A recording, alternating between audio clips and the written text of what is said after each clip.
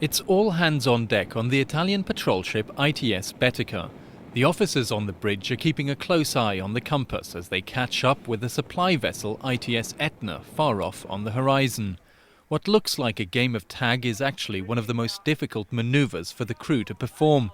Betica is lining up with Etna in order to carry out a RAS, a replenishment at sea.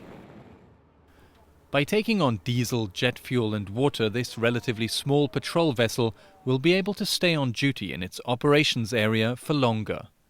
It's a common procedure which ensures that there are always enough NATO ships on patrol 24/7. When you have about 18 ships at sea to control a so vast ship portion, obviously you have to make sure that every portion of sea is controlled, and there's nothing that is passing through and you're not noticing it. Luca Selva, the young operations officer, is in charge of manoeuvring the ship during the RAS under the watchful eye of the commander. It's his first RAS on board Betica. Mostly there are two difficulties. The first one is when you're coming alongside the ship. So there's a difference in speed between her speed and our speed.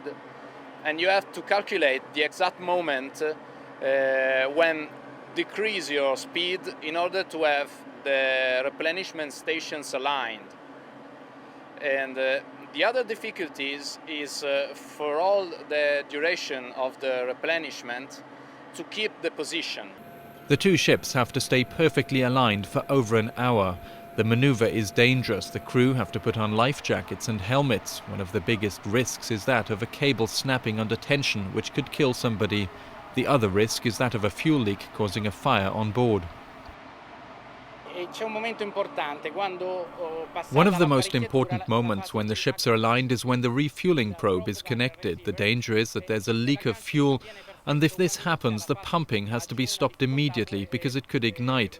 So there are always people at hand to put it out in fireproof suits. Selva holds a steady course and the RAS goes well. It's perhaps no surprise between two Italian ships, but the next RAS might well be with a supply ship of a different NATO nation, and that's good practice too for everybody involved. Yes, it brings advantages because you become every day more trained to work with other navies.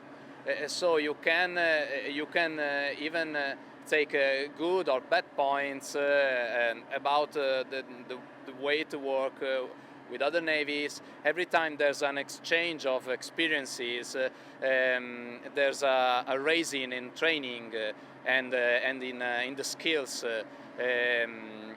you have. At the end of each RAS, the commanders of both ships traditionally exchange presents.